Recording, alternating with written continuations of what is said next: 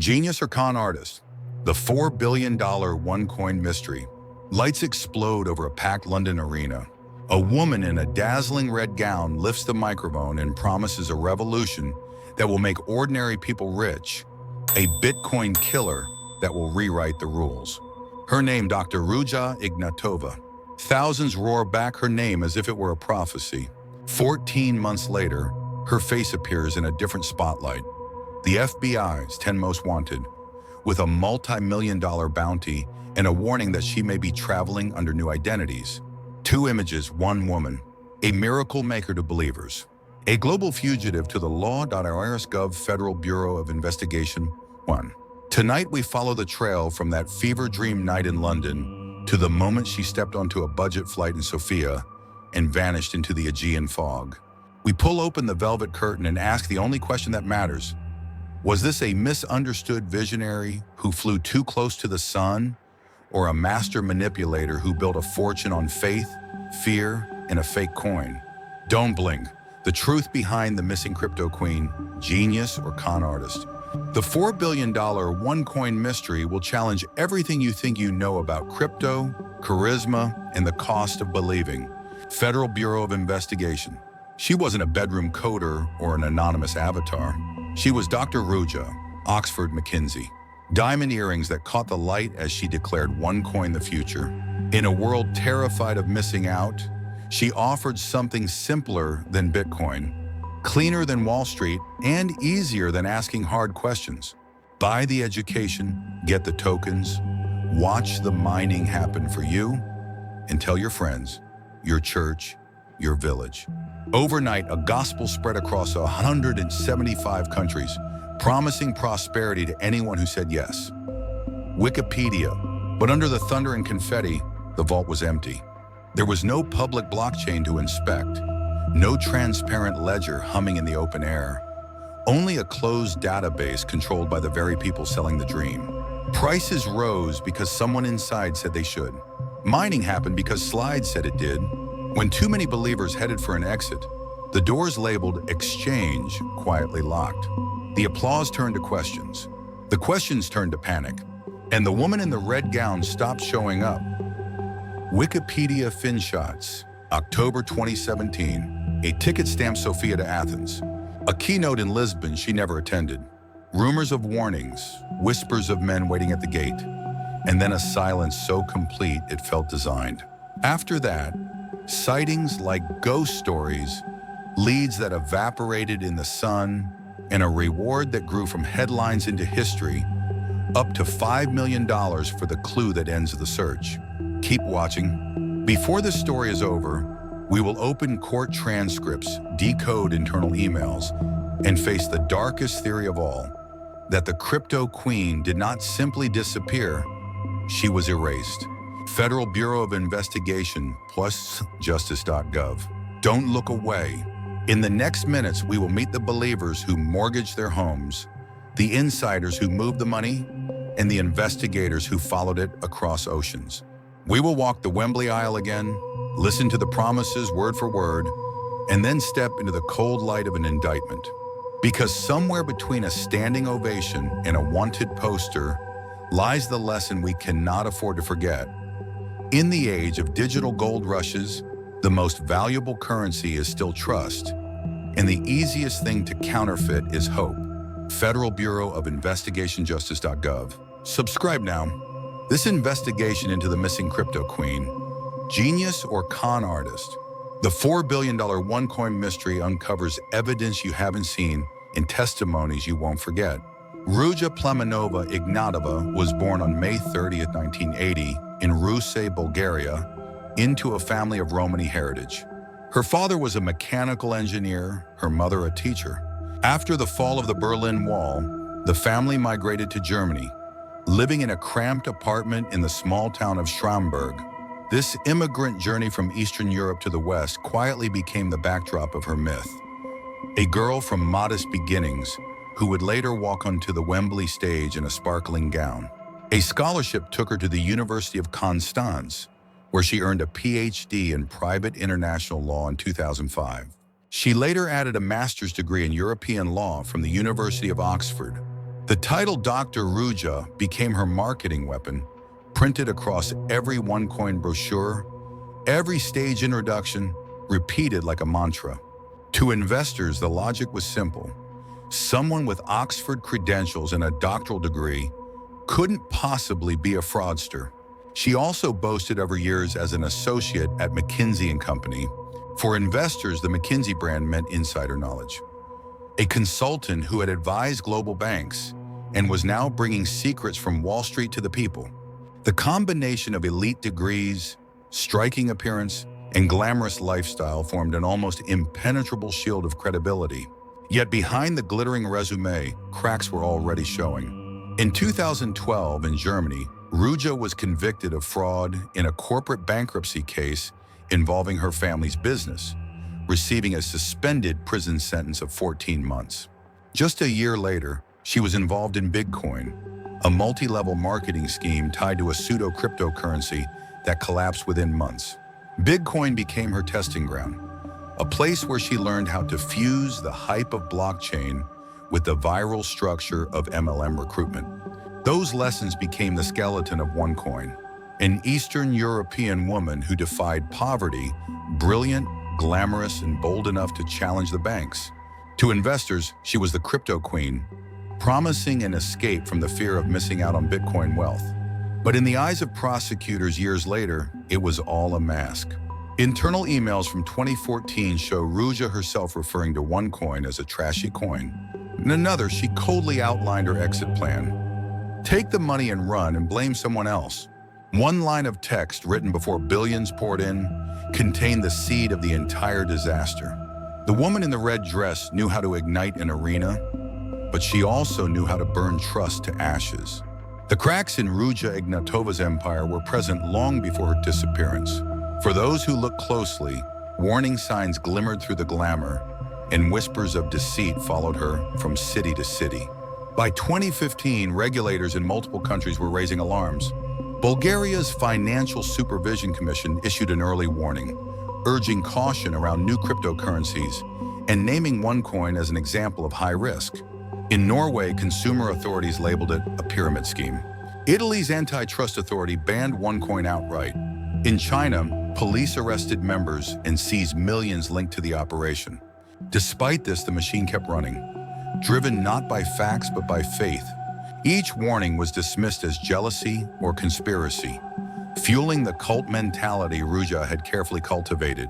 Inside the operation, there were more sinister revelations. A Norwegian blockchain expert, Bjørn Bjerke, went public after OneCoin tried to hire him to build a blockchain, months after they had already been selling coins to the public. That single approach exposed the truth. The Bitcoin killer had no blockchain at all. Investors who thought they were mining tokens were only watching numbers on a private database, manipulated from Sofia. Behind closed doors, emails revealed just how deliberate the fraud was. Co-founder Carl Sebastian Greenwood encouraged Ruja to keep members believing in the mining process. Her response was blunt. "We are not mining actually, but telling people shit." Even as billions poured in, the leaders mocked their own followers, describing OneCoin as trashy and plotting exit strategies. These words, preserved in digital archives, stripped away any illusion that the scheme was an honest business that later spiraled out of control. It had been designed as a deception from the very first day, and yet millions kept joining. The illusion was too powerful. Wembley Arena in June 2016 was a perfect example. 3,000 believers filled the seats, waving OneCoin banners, convinced they were part of a financial revolution. Ruja appeared in a red gown, jewels glinting, her speech echoing like scripture. She promised that OneCoin had already reached 2 million active users, that soon it would dominate the world. The cheers drowned out the doubts. In the haze of confetti and spotlights, who wanted to believe the warnings of regulators or journalists? But the cracks widened. In India, police raided recruitment events, arresting organizers and seizing millions in bank accounts. In Germany, regulators issued cease and desist orders. In Hungary and Vietnam, authorities exposed forgeries and false licenses. In the United States, federal prosecutors quietly built a case. Each revelation pushed OneCoin closer to collapse, but the cult of belief carried it forward, driven by desperation, greed, and hope. For individual investors, the story was far more painful. Many had mortgaged their homes, emptied savings, or convinced entire families to join. Some, like Scottish victim Jennifer McAdam, invested inheritance money and persuaded loved ones to follow, only to watch their collective savings vanish. The betrayal was doubled. Not only financial ruin, but guilt for having recruited friends and family into the scheme. In Uganda, farming families sold land to buy into OneCoin, believing it would lift them from poverty. In Pakistan and Latin America, the dream spread through churches and small communities, wrapped in promises of equality and empowerment. The emotional cost was immeasurable. Some victims became suicidal. Others isolated themselves in shame. Entire communities fractured, families torn apart, friendships destroyed. OneCoin had turned victims into recruiters, then left them carrying not only financial loss, but the unbearable weight of responsibility for others' ruin. Inside OneCoin's own ranks, loyalty was enforced with manipulation. Investors were told that negative media came from haters or from banks trying to crush a revolution. Closed WhatsApp groups became echo chambers where dissent was silenced, and loyalty to Dr. Ruja was elevated almost to worship. Even after her disappearance, many believers still refused to admit the truth, clinging to the hope that their crypto queen would return and redeem them. And in the shadows, the final crack began to split wide open. In October 2017, a sealed indictment in New York set the stage for her downfall. Days later, Ruja vanished on a flight to Athens. The faithful waited for her in Lisbon, expecting a keynote that would announce their long-awaited riches. Instead, the stage remained empty. The queen had disappeared. That silence marked the beginning of the end. Regulators, prosecutors, and victims had all seen the warning signs. The glittering biography, the flawless speeches, the endless promises. They had all been weapons of deception. The cracks in her empire were no longer hidden. They were deep fissures, splitting apart the myth of a genius and exposing the cold truth of a con artist. The tragedy of OneCoin reached its peak not in a single moment, but in a cascade of revelations that unfolded across continents. It was a collapse played out in courtrooms, police raids, and devastated living rooms. An empire of illusion crumbling under the weight of truth. October 2017 was the turning point. A sealed indictment from the Southern District of New York charged Ruja Ignatova with wire fraud, securities fraud, and money laundering. The charges carried decades of prison time, but by the time it was unsealed, she was gone. On October 25th, she boarded a Ryanair flight from Sofia to Athens and disappeared. In Lisbon, thousands of anxious investors gathered for a OneCoin event, waiting for her keynote. She never arrived. On stage, an empty spotlight burned into the floor. For many, that silence was the first undeniable sign that the dream had died. Her sudden absence cracked the faith of even the most loyal believers. Some thought she had gone underground to escape Western bankers conspiring against her. Others whispered that she had been murdered by underworld figures she had once partnered with. But for victims around the world, the tragedy was simpler and crueler. Their life savings were gone, and the woman they had trusted had vanished. The financial devastation was staggering. Between 2014 and 2016, OneCoin drew in more than 4 billion euros in revenue. Prosecutors later estimated the true losses may have reached as high as $27 billion worldwide. Families in Uganda who had invested everything were left destitute. In Germany, retirees saw their pensions erased. In Pakistan and Latin America, entire communities lost what little security they had. Victims described the collapse as the best dream turned into the worst nightmare. The internal emails that surfaced later revealed the cynicism at the heart of the scheme. Get members to think they are mining their OneCoin, Greenwood wrote. Ruja replied coldly, "We are not mining actually, but telling people shit." For those who had believed, the betrayal was total. They had not simply been deceived, they had been mocked. As the walls closed in, Ruja's inner circle began to fracture. Her brother Konstantin Ignatov took the stage in her place, promising that OneCoin would continue. But in 2019, he was arrested at Los Angeles International Airport. Under pressure, he confessed that the entire system was a fraud and became a cooperating witness for the US government. Carl Sebastian Greenwood, the co-founder and master distributor, was extradited to the United States and sentenced to 20 years in prison.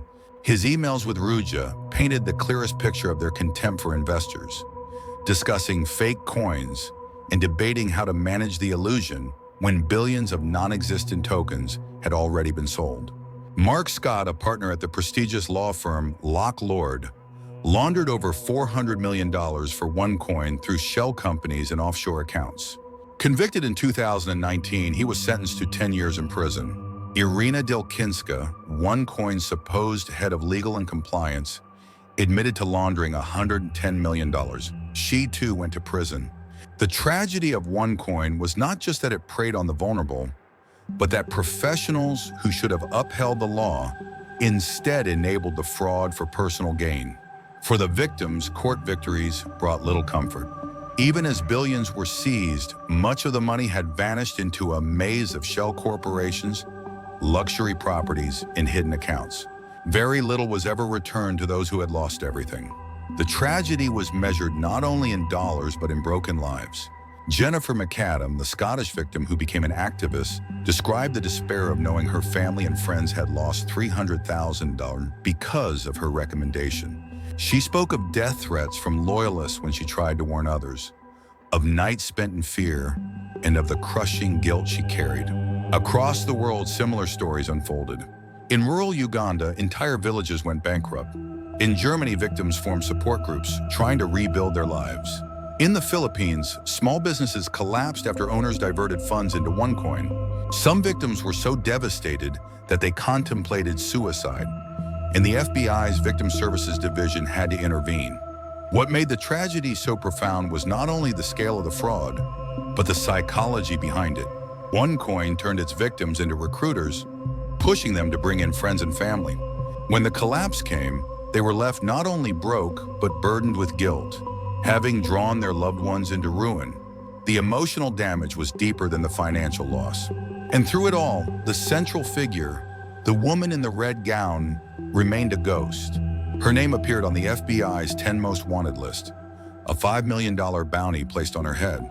Yet no one could say for sure whether she was alive or dead. For her victims, that uncertainty was its own kind of torture. If she lived, she had escaped justice with their money. If she was dead, they would never see accountability. Either way, the result was the same. They had been betrayed by a person they trusted, and nothing could undo the devastation. The tragedy of OneCoin is a reminder of how dreams can be weaponized. Ruja promised liberation, equality, and wealth.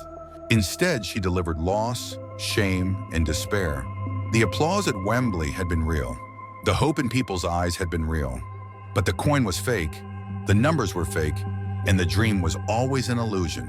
The collapse was not just financial but moral and emotional. It destroyed lives, tore apart families, and left millions disillusioned with the very idea of trust. And as the stage lights faded and the world searched for the missing crypto queen, the tragedy was complete. One of the largest frauds in history, and the woman who orchestrated it vanished without a trace. When the empire of OneCoin finally began to crumble, its fallout spread across courtrooms from New York to Frankfurt, from Sofia to Mumbai. The drama that had once played out on concert stages now shifted to federal indictments, testimonies, and bitter debates about who was guilty, who was complicit, and who was simply swept along. The U.S. Department of Justice took the lead. In March 2019, Konstantin Ignatov, Ruja's younger brother, was arrested at Los Angeles International Airport. Just months earlier, he had been the smiling figurehead on stage, reassuring followers that his sister would return. Now he was shackled in an airport holding room, accused of conspiring in a multi-billion-dollar fraud. Faced with overwhelming evidence, Konstantin agreed to cooperate. He admitted that OneCoin was a scam from day one and became the government's star witness. Yet his cooperation was not without controversy. He had lied under oath during the trial of OneCoin's money launderer, Mark Scott, and many victims felt betrayed once more when prosecutors recommended a reduced sentence in exchange for his testimony. Carl Sebastian Greenwood, the charismatic salesman who built the global MLM network, faced his reckoning in a Manhattan courtroom. Prosecutors unveiled emails where Greenwood and Ruja mocked investors, calling them idiots and crazy. The jury convicted him of wire fraud and money laundering. He was sentenced to 20 years in prison and ordered to forfeit $300 million. For some victims, the sentence was a relief. For others, it felt hollow. No prison term could restore the homes, pensions, and savings lost. Mark Scott, a partner at the prestigious law firm Locklord, became a symbol of how professionals helped enable the fraud. Using his legal expertise, he created a network of shell companies and offshore accounts that laundered more than $400 million for OneCoin. At trial, prosecutors argued that he had earned $50 million in personal profit, while victims across the globe suffered. Scott was convicted and sentenced to 10 years, with nearly $393 million ordered forfeited. His downfall revealed a darker truth. OneCoin was not only built on the greed of its founders, but also on the complicity of lawyers, bankers, and insiders who lent their credibility to the scheme. Irina Dilkinska, head of legal and compliance, was exposed as yet another enabler. Instead of ensuring that OneCoin followed the law, she helped launder $110 million through bogus companies. Her guilty plea resulted in a 4-year sentence and an order to forfeit $111 million. Victims looked on in disbelief at the irony.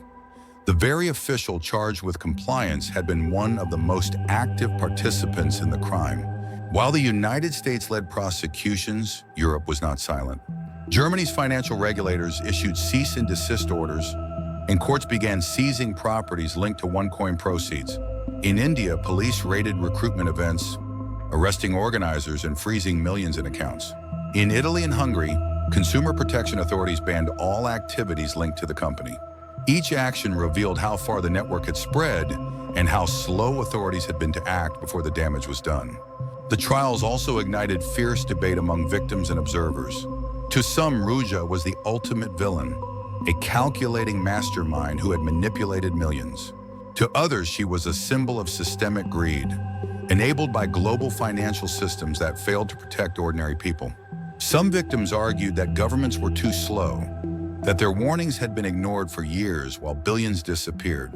Others saw Ruja as merely the face of a larger underworld machine, a pawn in networks of organized crime and offshore finance that remain untouched. Courtrooms became places not only of justice but of conflicting narratives. Prosecutors emphasized the cold emails, the fake coins, the missing blockchain. Defense lawyers sometimes argued that victims were driven by greed and FOMO, that they had ignored obvious red flags. Supporters of Ruja, though fewer as the evidence mounted, continued to claim she was targeted because she threatened the banking establishment. Evidence revealed in court deepened the mystery around her disappearance.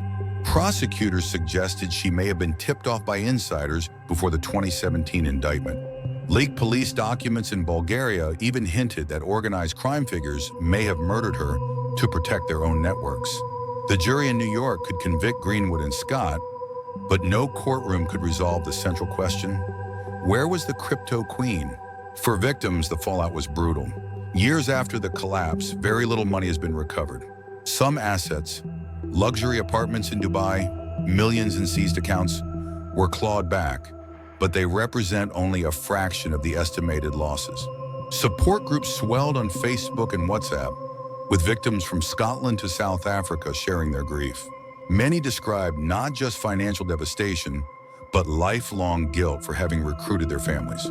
Others spoke of losing faith in institutions altogether, convinced that the system would never hold the powerful accountable. The fallout also reshaped global conversations about cryptocurrency. Regulators pointed to OneCoin as proof of the dangers of unchecked hype. New laws were drafted to monitor crypto schemes, but critics argued they came too late. For investors, OneCoin became a cautionary tale repeated in documentaries and podcasts. A reminder that behind every glossy promise of revolution, there may be only smoke and mirrors. And at the center of it all, the absence of Ruja Ignatova cast a long shadow. The woman who once commanded arenas was now a phantom on wanted posters, her fate unknown. The trials punished her allies, but the mastermind, or ghost, remained out of reach. The fallout was not only legal, but existential. How do you close the chapter on a crime when its author has vanished?